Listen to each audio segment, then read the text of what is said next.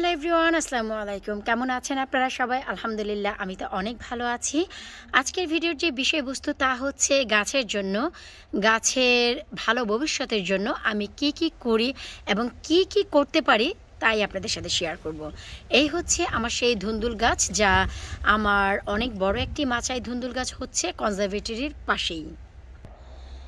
কনজারভেটরির পাশে আমার বড় ধুন্দুল গাছের মাচা রয়েছে, তা আপনারা অনেকেই জানেন। শুকর আলহামদুলিল্লাহ, একেবারে ধরা ধরা করতে করতে এত বড় মাচায়ও উঠে গেছে। আর এখন হচ্ছে তাদের ভবিষ্যতের যে ছেলে মেয়ে তা হচ্ছে দিচ্ছে। এখন যত দূর আপনাদের চোখ যাবে শুধু ধুন্দুলি দেখতে পাবেন। এই যে দেখুন, যত দূর চোখ যাবে শুধু ধুন্দুল আর ধুন্দুল। আর যারা কখনই ধুন্দুল গাছের ফুল দেখেননি, আজ হচ্ছে ধুন্দুল গাছের এই যে ছেলে ফুল ফুটেছে, একটু আপনারা দেখতে পারেন।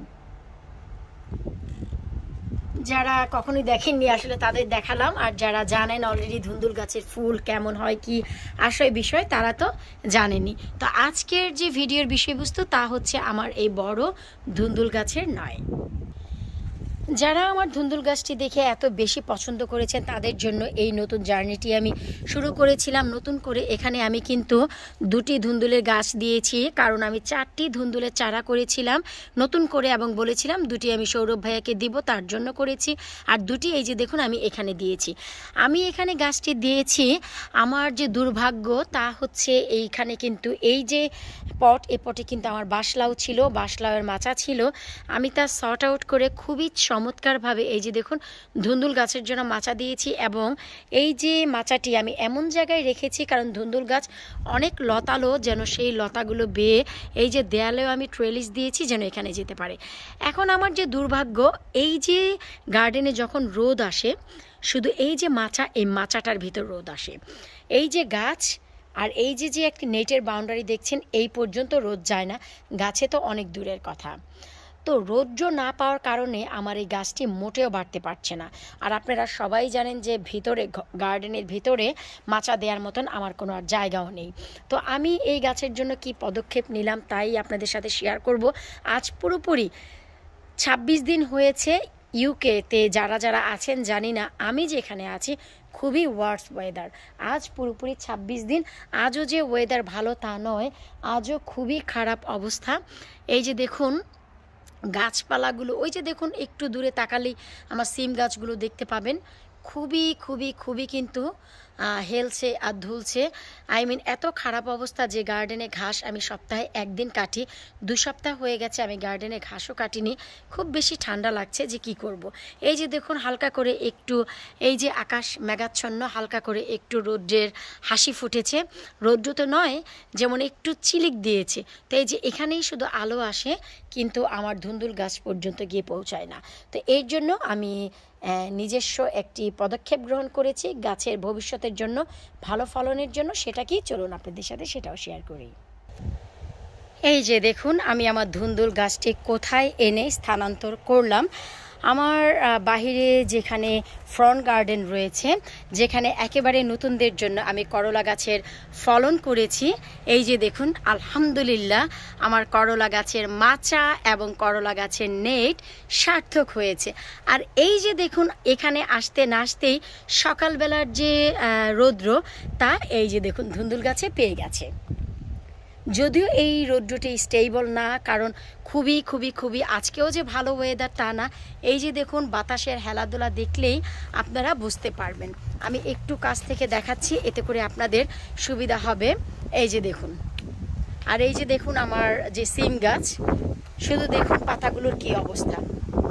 এত ছোট একটি মাচার ভিতরে সিম গাছগুলো আছে, পাতাগুলোর অবস্থা দেখুন। এই যে দেখুন, আর এই গাছগুলো তো আমার কাছে মনে হচ্ছে একেবারেই ভেঙে পড়বে, এমন ওয়ার্স অবস্থা।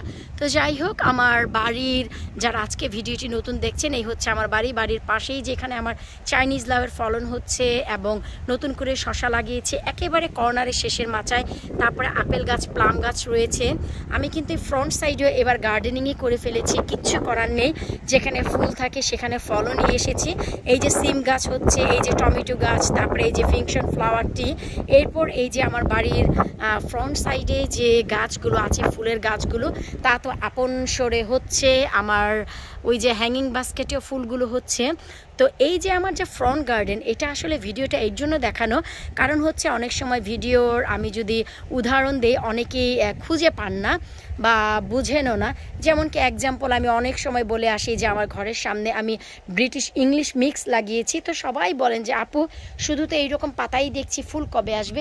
তো আজকে আমি জাস্ট এই ভিডিওতে একটু দেখাচ্ছি। এই যে দেখুন ফুলের মাঝখান থেকে এই যে ফুল ফুটার জন্য যে ডগা তা বের হয়ে গেছে আলহামদুলিল্লাহ। যখনই সবগুলো ফুল ফুটবে অসাধারণ লাগবে। তো এই যে আমার ফ্রন্ট সাইড, বাড়ির যে ফ্রন্ট সাইডটি রয়েছে, তো এই পাশেও আমি ডোন্ট ওয়ারি আমাদের ভিডিও আমার হচ্ছে দ্যাটস ফাইন, আমার হচ্ছে লেটার এসেছে, সে এসেছে চুপি চুপি কিন্তু আমার ভিডিওর সামনে চলে এসেছে। এনিওয়েজ কোনো সমস্যা নেই। তো এই যে ফ্রন্ট সাইডটিও এবার আমি আসলে বাদ রাখতে পারিনি। বেসিকলি শুধু ফুলই থাকে এখানে, হরেক রকম ফুল আমি লাগাই। তো এই যে দেখুন আমার ওই পাশে কিন্তু সিম গাছ থেকে শুরু করে সব কিছু হচ্ছে, এবং এই পাশে যেখানে আমি নতুন করে করলা রোপণ করেছি গার্ডেনের সাথে সাথে বাহিরে, এবং এ পাশে একটি টমেটো গাছও এনে দিয়েছি যেহেতু গার্ডেনে জায়গা নেই। এই যে দেখুন বেগুনের গাছ হচ্ছে। তো এই যে সকালবেলা এটি হচ্ছে আমার পূর্ব সাইড। এই যে পূর্ব সাইডে যখনই রৌদ্র ওঠে সার্টেন আওয়ার্সের জন্য এখানে 12:30 পর্যন্ত রৌদ্র পায় যদি রোদ ওঠে। আর যেমন কি বললাম আজকেও যে ওয়েদার ভালো তা না, কিন্তু এই যে অনেক বেশি বাতাসের মাঝখানেও অল্প অল্প করে একটু রোদ দেখা যাচ্ছে। তো এই যে দেখুন, তো শুরু যে রোদ এখন কিন্তু আমার এই যে ধুন্দুল গাছ তা পাচ্ছে।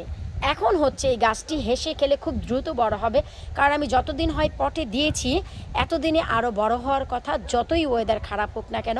বাকি সব গাছ তো বড় হচ্ছে। যেমন কি এই যে দেখুন বেগুনের গাছ ট্রিম করলাম, আমার ভেন্ডি গাছগুলো চমৎকারভাবে হচ্ছে। তো এখন এত খারাপ ওয়েদারের পরও আমার এই গাছটি বাড়ছে না। তো আমি কি করলাম, আমার করলা গাছের মাচা যেখানে রয়েছে তার পাশেই এখানে ছিল কালো আঙ্গুরের গাছ। সেই কালো আঙ্গুরের গাছ কোথায় রাখলাম ভিডিও শেষে আমি একটি ক্লিপ অ্যাড করব।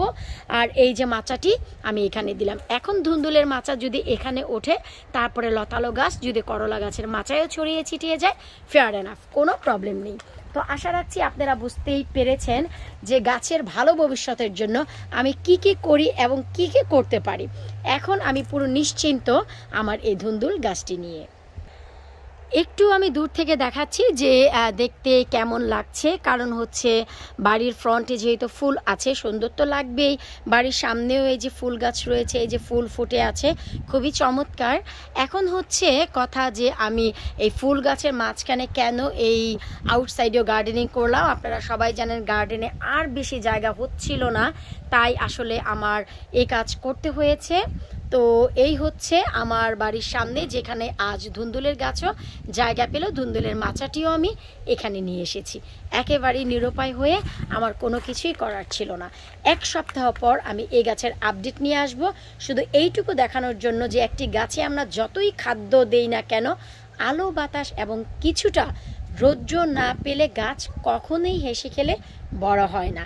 আমরা যতই দাবি করি না কেন জৈব কীটনাশক ব্যবহার করেছি, রাসায়নিক কীটনাশক ব্যবহার করেছি, মূল খাদ্য বরাবরই আমি বলি সূর্যের তাপ, সূর্যের আলো। সূর্যের তাপ, সূর্যের আলো না পেলে গাছ কখনোই হাসে না বা ফুল ফল দেয় না। এরপর আমার যেই জায়গাটিতে ধুন্দুলের পট ছিল সেখানে এনে আমি রেখে দিলাম আমার কালো আঙ্গুরের গাছ। আর এটিও যেহেতু লতালো, তাই এই যে আমার দেয়ালে যে ট্রেলিস, এই ট্রেলিসটি বেয়ে উঠতে পারবে, কারণ এই গাছটি এতটাই বড় হয়েছে। ধুন্দুলের গাছ ছিল একেবারে এইখানে ছোট, আর এই গাছটি যেহেতু বড় হয়েছে এখন রৌদ্রের তাপ এবং রৌদ্র এই জায়গাটিতে পাবে। যদি নিচে নাও পায় কোনো সমস্যা নেই। আর এই যে আর 2 দিন পরে আমাদের ট্রেলিসটি ধরে যাবে, তো এখানেই দেখা যাক এবছর কি হয়। Better plan in next year I think so, কারণ এখন আর এটি নিয়ে চিন্তা করার মতনও সময় নেই, কারণ যা হয় দেখা যাবে। আমার আর গার্ডেনে তেমন কোনো জায়গা নেই, আর এই খারাপ ওয়েদারে আশা রাখছি এই গাছটিও বেঁচে যাবে, কারণ এটি আমার খুবই একটি পছন্দ এবং স্বপ্নের কালো আঙ্গুরের গাছ। অনেক বেশি ডাল এবং লতা পাতা অনেক বেশি ছেড়েছে। তো দেখা যাক কি হয়, অবশ্যই আপডেট নিয়ে খুব শীঘ্রই আবার চলে আসব। বিদায় নিচ্ছি আজকের মতো, আল্লাহ হাফিজ।